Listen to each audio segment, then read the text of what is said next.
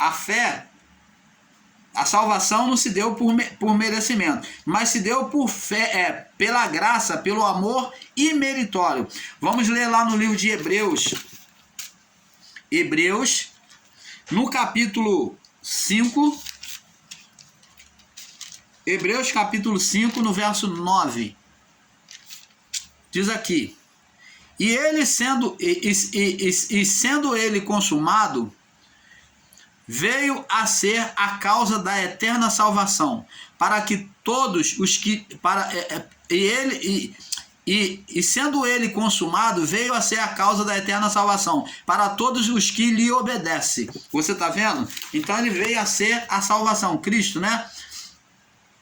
Agora vamos ler lá no livro de Tito.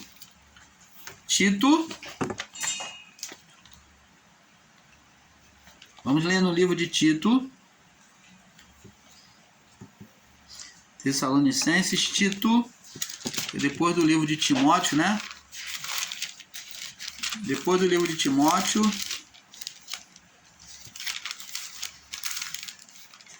Tito, capítulo 2, verso 11. Tito 2, verso 11. Diz assim: Porque a graça salvadora de Deus se há manifestado a todos os homens. É com acepção, amados, que está dizendo aqui? Não, a todos. A graça está aí, ó, o amor. Agora, abraçou este amor, essa salvação, aqueles que deram ouvido, aqueles que creram na palavra da salvação. Então Deus deu a fé agora de crer. Ele mostrou este amor. Agora quem creu é que foi incluído nessa salvação. E não com acepção. É isso que Paulo está ensinando a Tito. Aos de coração duro ficariam fora dessa salvação. Vamos confirmar também no livro de Atos. Aos que eram de coração duro, né, como Atos capítulo 7, esses ficariam fora da salvação. No verso 51, Atos 7, no verso 51, diz assim: Aos homens de dura cerviz, ó, coração duro, incircunciso de coração, que não deixa a palavra penetrar, marcar, né, entrar no coração. Incircunciso quer dizer que fazer a circuncisão, que não deixa penetrar no coração. Aos incircuncisos de coração e ouvido, sempre resistis ao Espírito Santo. Assim sois vós como vossos pais. Então, tá vendo? Aqui o apóstolo está falando que eles são incircuncisos de coração, né? Eu creio que é o apóstolo Pedro que está falando aqui, né? Ele está falando sobre os homens que são incircuncisos de coração, né? Pedro está mostrando aqui, junto a partir da morte de Estevão, né? Na verdade aqui é Estevão que está confessando isso, falando que os homens são de coração duro e incircunciso de coração. Então, esses não... E de ouvido também, ele diz, de ouvido, que ouve, mas não deixa chegar ao coração e não deixa penetrar no coração de jeito nenhum. Então, esses não teriam a salvação. Vamos voltar lá no livro de Efésios 4, 6. Vamos mostrar algumas referências a vocês. Efésios 4, 6.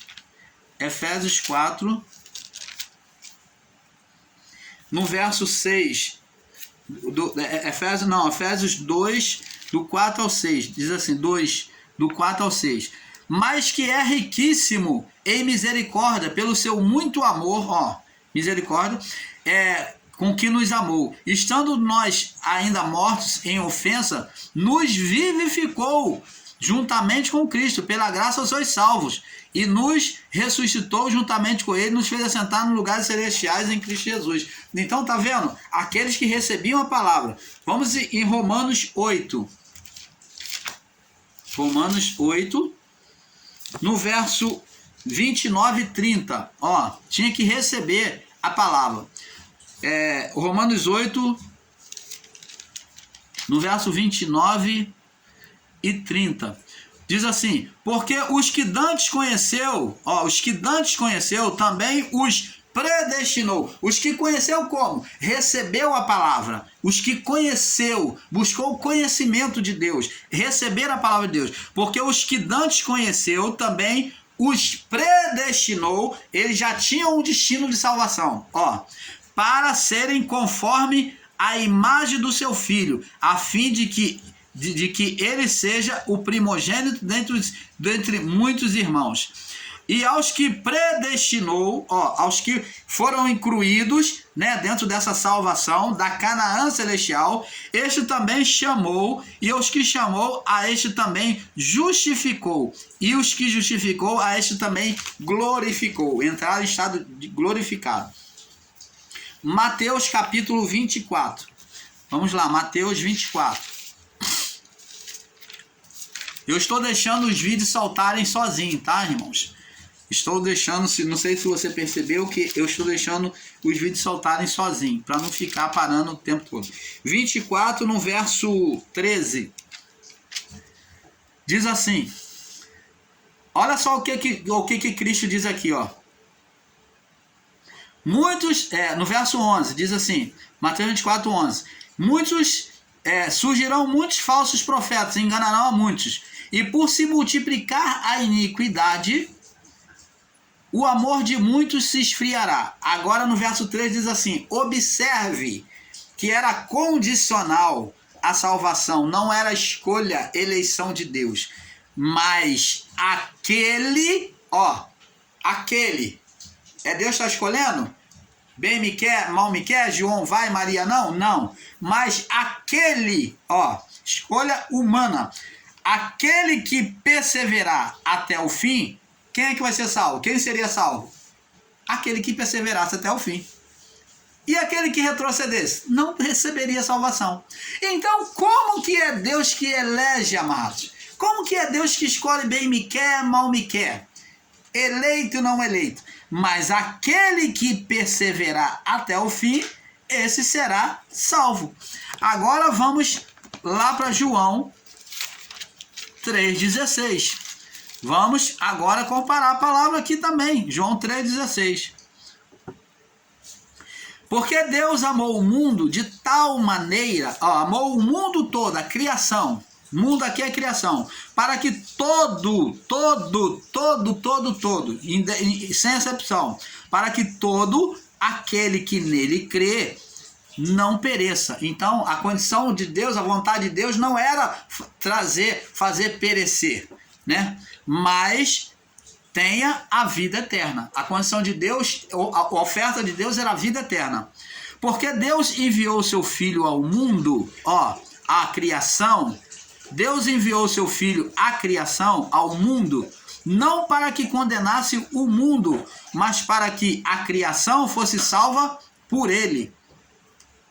Quem crer nele quem? Jesus, o Filho, não é condenado. Opa, era condicional? Era condicional. Quem crê não estava em condenação. Como é que se ensina eleitos e não eleitos? Predestinados e não predestinados? Quem nele crê não é condenado, mas quem não crê, era condicional, já está condenado. Porque não crê no nome, não crê no evangelho, no nome do unigênito Filho de Deus. Não crê no nome, naquilo que o Filho está falando. Não crê. E a condenação é esta, que a luz veio ao mundo, à criação, no mesmo efeito que Adão e a sua mulher na criação. Deus disse, haja luz. Então, a luz veio ao mundo, só que agora a luz, ela era uma manifestação. A primeira luz foi espiritual, e depois Deus, do terceiro dia, Deus colocou a luz física, o sol. Agora, Deus está trazendo uma luz espiritual de novo, por meio de Cristo. Porque a condenação é esta, que a luz veio ao mundo de novo, manifestou-se a luz, perfeição, E os homens amaram mais as trevas espirituais, não a trevas físicas, condição de trevas de Adão até os juízos foram espirituais. Os homens amaram mais as trevas do que a luz, porque as suas obras eram mal. Porque todo aquele que faz o mal, que é carnal, odeia a luz e não vem para a luz, não quer ser incluído, não queria ser incluído na salvação, porque as suas obras, para que as suas obras não sejam reprovadas. Mas quem pratica a verdade vem para a luz, quem gosta da verdade vem para a luz, a fim de que suas obras sejam manifestas. Por isso, porque são feitas para Deus. Então, abençoados, ensinar com literalismo é um grande erro. É um grande erro. Vamos ler aqui, 1 João, capítulo 1, no verso 6. Se dissermos que temos comunhão com Deus, com Ele, ou com Cristo, Ele, e andarmos nas trevas espirituais, na escuridão física, mentimos e não praticamos a verdade. Tá vendo? Então, escolha do homem. Ele faz o homem fazendo uma confissão, mas praticando outra. Ele está chamando essa pessoa de mentirosa. Mas se andarmos na luz, como ele está na luz, praticando o que é certo, temos comunhão uns com os outros. Então, vai ter amor ao próximo, comunhão com o próximo, sem inimizade, sem desejar o mal do próximo, sem profanar o próximo. E o sangue de Jesus Cristo, seu Filho, nos purifica de todo pecado. Você está vendo, abençoados? Aí vem os irmãos ensinar com totalmente cheio de ensino errôneos aí, dizendo eleição. Deus concedeu a promessa a Abraão por causa da fé, ouvir e aceitar a voz de Deus.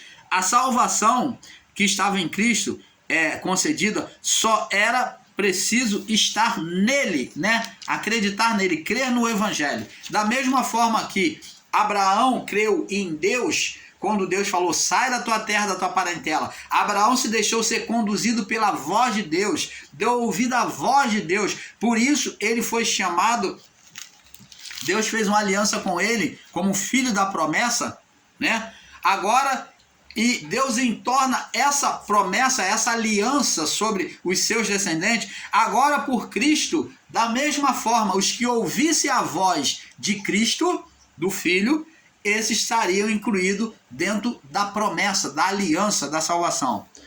A parábola do filho pródigo deixa a nós a representação do filho que ficou em casa, o povo israelita, E o filho pródigo, como aqueles israelitas, abandonaram o seu pai, que tem a representação de Deus, o pai, que se perderam, incluindo com isto os gentios que se perderam no coração, na comunhão. Então, o filho pródigo representa os gentios que, na criação, os filhos maus, os filhos da carne, aqueles que se perderam, a expressão do filho pródigo, mostrando que os filhos pródigos, que é a representação dos gentios, ele volta para casa. Eles estavam perdidos, eles nasceram em Deus, mas se perderam na criação, e agora o filho pródigo faz a representação dos gentios voltando para casa, para a comunhão. Então, são aqueles que saíram da comunhão do Pai, os gentios, mas que no seu retorno o Pai confessa que ele foi achado.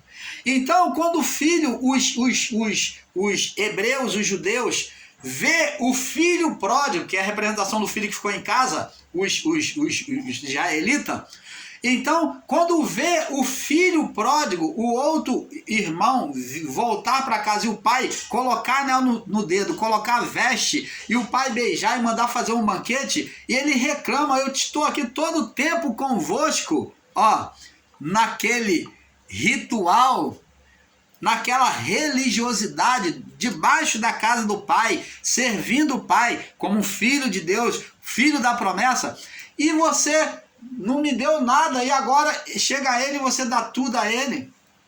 E o pai diz, olha, meu filho, não devemos nos alegrar porque o teu irmão foi perdido e ele foi achado. ele teve morto e reviveu. Ora, quando é que o filho pródigo teve morto? Ele teve perdido porque, como uma dracma perdida, o povo gentio é como uma dracma perdida para Deus, que Deus vem clarear e vem se alegrar quando encontra a dracma, a moeda. Então, o filho pródigo também, Deus tem alegria quando ele é achado, Deus toma ele de volta. Ele esteve morto e reviveu. Morto como? Morto em ofensas, em pecado adâmico, trazendo um pecado adeano, espírito morto. Então, ele confessa que o filho foi perdido e foi achado, esteve morto e reviveu. Então mostra o povo gentio sendo recuperado por Deus. É isto a moral da parábola. Jesus falou também: eu não fui enviado senão as ovelhas perdidas da casa de Israel. Eu não fui enviado senão as ovelhas perdidas da casa de Israel. Então, mesmo no povo de Deus, existia aqueles que agiam como gentio, que estavam separados de Deus. Por isso que as tribos, existia a tribo de Jerusalém e Judá, né? Então, Jerusalém era o povo considerado o povo perfeito em Deus. E a cidade de Judá, o povo de Judá, da cidade de Judá, era o povo separado, o povo que era de Deus, mas que não viviam como um verdadeiro israelita, como um povo de Deus. Então, esse povo Judá também fez representação do povo gentio separado. Eram judeus, um povo judeu, o povo judaico, era um povo judeu, mas que vivia em condição diferente, que muitas das vezes desagradava a Deus, separado de Deus. Eles eram considerados por Deus como um povo eleito, eram um povo só, mas que estava em condição adversa à vontade de Deus. Então era um povo que tinha que ser corrigido por Deus, que é a representação também do povo gentio.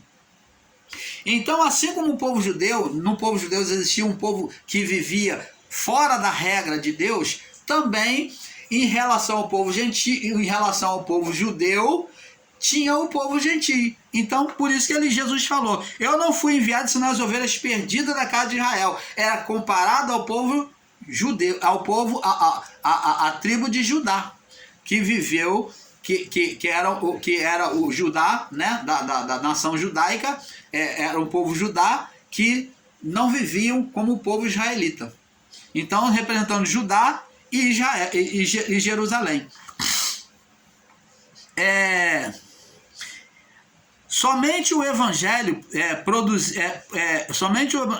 produzia a salvação, que é a eleição. Somente o Evangelho que iria mostrar quem era salvo ou não. Aquele que recebesse a palavra e entrasse no coração e frutificasse a palavra, então esse que seriam chamados de eleitos, entrando na Canaã espiritual, na salvação de Deus. Então, abençoados, nós, o canal Luzes da Graça, vamos ficando por aqui com esse assunto, né? Porque, como dizemos, é de pouco a pouco, um pouco aqui, um pouco ali. Eu espero que não tenha a menor dúvida acerca disso, porque continuamos afirmamos: Deus nunca escolheu ninguém para a salvação e ninguém para a perdição.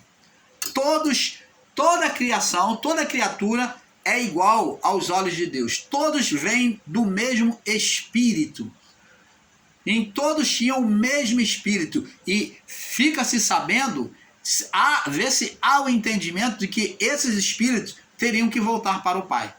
Por isso, a parábola do joio e do trigo. Joio, o que seria rejeitado, e o trigo. O que seria rejeitado no homem? O joio. Nós somos dotados de joio e de trigo. Nós temos em nós o joio e o trigo. Em nós o joio vai ficar para trás e só vai subir o trigo. A palavra diz lá no livro, vamos ler lá no livro, é Lucas, deixa eu ver se eu acho aqui, Lucas, acho que é capítulo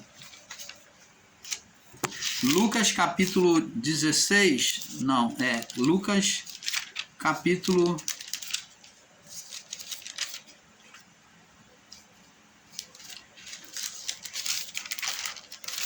16.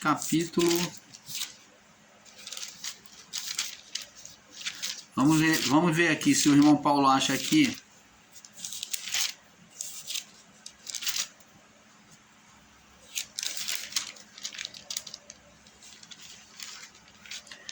A palavra diz aqui, enquanto eu procuro aqui, a palavra diz que no livro de... A palavra diz que enquanto os homens dormiam, que o homem fazendeiro, ele plantou o trigo, né? E enquanto os homens dormiam, veio o inimigo, eu acho que é aqui enquanto os homens dormiam, veio o inimigo e semeou o joio, enquanto os homens dormiam. Quando diz os homens dormiam, está falando da sonolência espiritual, estado espiritual do espírito. O espírito dormindo, fala de morte espiritual, a partir do pecado de Adão. Enquanto os homens dormiam, quando Adão pecou, o seu espírito entrou em estado de dormência. E a partir do pecado de Adão, todos os espíritos viriam dormindo. Então, significa dizer que Adão e a sua mulher gerou um filho a partir da sua dormência. Então, enquanto os homens dormiam, homem e mulher, o inimigo semeou o joio. Semeou qual a semente do inimigo que foi semeada? Caim. A semente do inimigo semeou o joio, Caim. Caim foi a semente do inimigo. E então Deus fala, os ceifeiros falam, Senhor, tu não semeaste boa semente no teu campo, por que tem joio? Quer que vamos lá e arranquemos? E o dono diz assim, não, deixa crescer ambos juntos, porque para que ao arrancar o joio, vocês não vão arrancar o trigo também, porque Deus se sujeita ao tempo. Mas deixa que no tempo da ceifa, colhei primeiro, então direi aos ceifeiros, no tempo da ceifa, colhei primeiro o joio sofreu a sentença. Colhei primeiro o joio e lançai no fogo para queimar. E atai o trigo no celeiro, junta o trigo no celeiro. Então, ali está falando sobre juízo. Aí sim. Então, essa eleição, quem é joio e quem é trigo, não foi Deus que coisa. Você está vendo que o dono da terra lá, né, da agricultura lá, ele não foi ele que plantou, não foi ele, mas diz que o inimigo, enquanto os homens dormiam, mostra a presença de um ser espiritual que, na sua legalidade, segundo Gênesis, capítulo 3, no verso 15, diz assim, ó, no verso 14 e 15 diz assim, no verso 15 diz assim, 3,15 diz assim, porém inimizade entre ti e a mulher, entre a tua semente, ó, semente da serpente, semente do inimigo espiritual. Semeou. E ainda existem pessoas, ensinadores que relutam, dizendo que não houve um ser espiritual. Quem semeou? O inimigo. Inimigo do homem e, consequentemente, inimigo de Deus. Mas que estava sob o domínio de Deus. E que Deus não se preocupa. Deus dá o tempo a ele. Que o tempo dele ser exterminado era o tempo, e os filhos dele, no tempo da ceifa.